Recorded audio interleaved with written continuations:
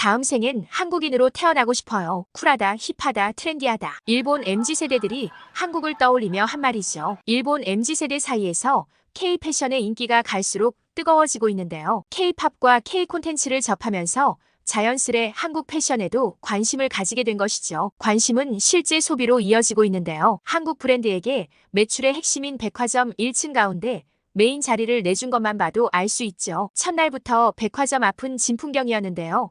오픈런 행렬과 함께 많은 인파가 몰렸고 1시간씩 기다려야 하는데도 대기줄이 길게 늘어섰죠. 신제품과 시그니처 아이템을 공개해 현지 고객들의 발길을 사로잡았어요. 이벤트 형식으로 2주간 진행한 오프라인 매장을 통해 매일 1억씩 총 15억 매출을 올렸죠. 짧았던 기간에도 불구하고 일본 브랜드에선 보기 힘든 매출을 경험한 백화점에서는 다음에 또 와달라며 부탁을 했고 오는 5월에도 오프라인 매장을 연다고 해요. 이 브랜드는 올해 일본을 필두로 글로벌 진출을 이어간다고 해요. 내수 시장이 견고해 콧대 높게 굴던 일본이 왜 한국 브랜드에 의존하여 패션 산업을 이어갈 수밖에 없었을까요? 그리고 한국 의상이 영국 박물관에 기증되었다는 사실 알고 계신가요? 오늘은 이렇게 세계 곳곳에서 위상을 펼치고 있는 K-패션에 대해 알아보려 합니다. 구독과 좋아요는 영상 제작에 큰 힘이 됩니다. 요즘 한국 패션이 세계 곳곳에 진출해 대한민국 국기를 꽂고 있죠. 유럽과 중국에도 진출하고 있지만 최근 관심을 보이는 곳은 일본인데요. 한일 양국은 2억 명 가까이 되는 구매력 높은 소비 시장인데 거리가 2시간 정도로 매우 가깝고 소셜 네트워크 서비스 영향으로 시차 없이 핫한 정보가 교류되기 때문이죠. 업계 관계자는 일본은 한국과 꽤 많이 닮아 있어 현지 조사를 하는데 어려움이 없지만 일본은 자국 브랜드에 대한 선호도가 높아 진출이 쉽지 않은 나라 중 하나라고 말했죠. 하지만 과거 세대들과는 달리 현재 MZ세대는 오직 제품만으로 소비를 결정하기 때문에 한국 브랜드를 택하는 것은 그만큼 매력적이라는 증거라고 한 전문가는 분석했어요. 진입 장벽이 높던 일본 시장이 갑자기 한국 브랜드에 무장해제가 된 이유는 뭘까요? 최근 일본에 진출한 브랜드 관계자들은 SPA 역풍을 맞은 상태라고 했어요. 일본은 과거부터 개인의 개성을 중시한 다양한 스타일링이 공존했으나 현재는 유니클로를 필두로 한 SPA 브랜드의 강세 이후 역풍을 맞은 상태라는 것이죠. 유니크한 내수 브랜드들이 자리를 잃은 사이 코로나19가 끝났고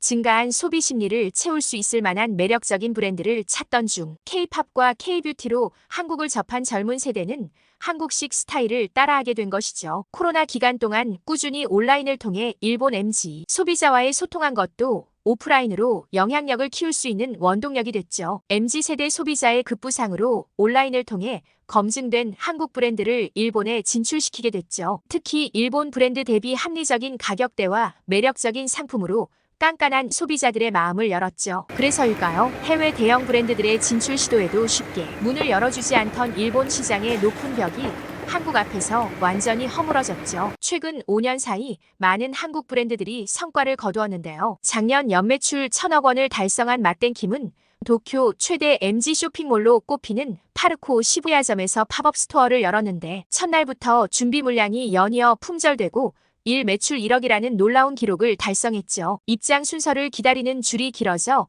매장을 한 바퀴 휘감았을 정도죠. 고객들은 대부분 20대 초반 여성으로 맛땡킴 옷을 입고 온 찐팬도 상당수 눈에 띄었는데요. 한국에 가면 성수동 매장에 가보려 했는데 마침 팝업을 한다기에 먼저 왔다는 한 20대 여성은 시그니처 아이템을 구매하며 다음에는 한국에 가서 제품을 구매하고 싶다고 밝혔어요. 또 일본 항공의 유니폼까지 만들어줬는데요. 일본의 많은 브랜드들을 놔두고 한국 브랜드에 맡긴 이유는 뭘까요? 한국 브랜드가 만드는 유니폼은 승무원 본연의 임무에 집중할 수 있도록 실용성과 디자인, 두 마리 토끼를 모두 잡을 수 있어 믿고 맡길 수 있다는 이유였죠. 실제로 루즈하게 떨어지는 실루엣과 허리 쪽 스트링으로 다양한 연출이 가능하고 근무 중 우천 시에도 불편함이 없도록 생활 방수 기능까지 더했죠. 이 유니폼은 내달부터 객실 승무원이 실제로 착용한다고 하네요. 레깅스 브랜드 잭시믹스도 일본 진출에 청신호를 쐈는데요. 최근 오사카 랜드마크인 다이마루 백화점에 매장을 오픈했어요.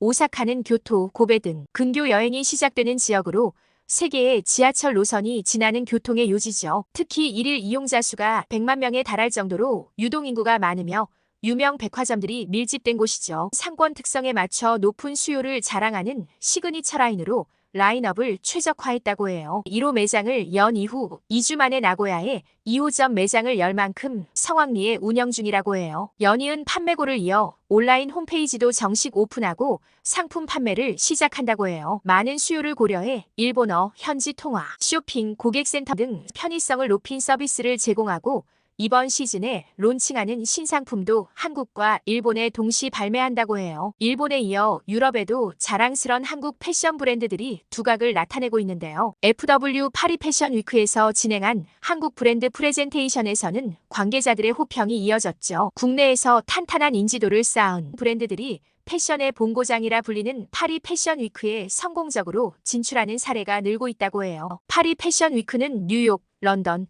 밀라노와 함께 4대 패션 위크로 불리는데 진입 장벽이 높아 한국 브랜드가 진출하기 쉽지 않았으나 최근 성공적으로 해외 진출하는 사례가 늘어나고 있다고 업계 관계자는 설명했어요. 또 얼마 전 국내 디자이너들의 의상, 세벌을 세계 최대 디자인 박물관인 영국 빅토리아 앨버트 박물관에 기증했다고 해요. 세계 최대 디자인 박물관답게 기증도 원한다고 할 수 있는 게 아닌데요. 중국이나 일본도 기증을 통해 자국의 패션을 알리고 싶었지만 영국이 선택한 나라는 한국이었다고 합니다. 기증한 의상은 태극 문양을 소재로 역동성과 대담한 색상을 보여주는 의상들로 한국 전통 의상을 연상케 할 수 있는데요. 기증된 의상은 박물관의 자산으로 등록돼 문화 행사를 통해 순회 전시되며 영국 국민들에게도 소개될 예정이죠. 파리 패션 위크를 통해 덴마크, 쿠웨이트 등 기존 거래가 없던 신규 국가 바이어도 K-패션에 관심을 보이고 있다고 관계자는 설명했어요. 수출 규모는 패션 위크 참가 첫 해인 2019년 대비 5배 이상 늘어날 것으로 예상되죠. 일본과 유럽에 이어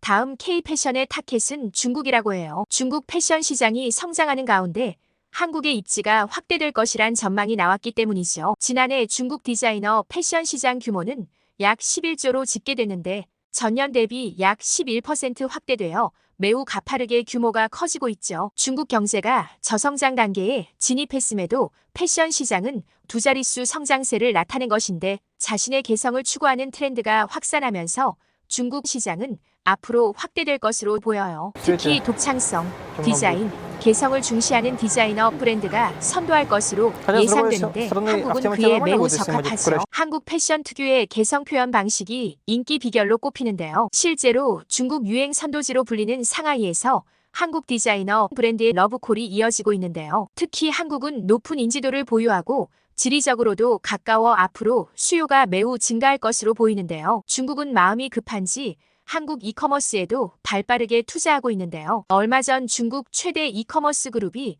한국 1위 패션 플랫폼에 1,000억 원을 투자했다고 알려졌어요. 국내 이커머스 기업에 지분을 투자하는 첫 사례로 중국 이커머스가 초저가 상품 판매에서 K-패션으로 확대되고 있다는 분석이 나오죠. 국내 패션 브랜드들의 해외 진출이 활발해지면서 수출 규모도 커지고 있는데요. 섬유산업회가 발표한 올 1분기 산업 동향에 따르면 수출은 전년 동기 대비 15% 성장했는데 이 수치는 2004년 이후 1분기 의류 수출 실적 가운데 최고치를 기록한 것이다. 일본을 중심으로 해외 시장에서 수요가 높아지며 분기마다 두 자릿수 이상씩 성장하고 있고 수출이 차지하는 비중 역시 증가세인데 이는 디자이너 브랜드의 해외 진출 덕분인데요. 점점 늘어나는 규모의 많은 브랜드들이 사업 확장을 위해 해외에 지사를 설립했고 하반기부터 일본과 미국, 유럽 주요 편집숍에서 컬렉션을 판매할 계획이라고 해요. 한국은 IT 강국답게 코로나 기간 동안 일구어온 온라인 패션 플랫폼들도 연이어 해외 진출을 선언하며 K-패션 알리기에 나섰죠. 해외에서 당당히 위상을 떨치고 있는 한국 브랜드를 보니 자랑스러워지네요. 여러분들의 생각은 어떠신가요?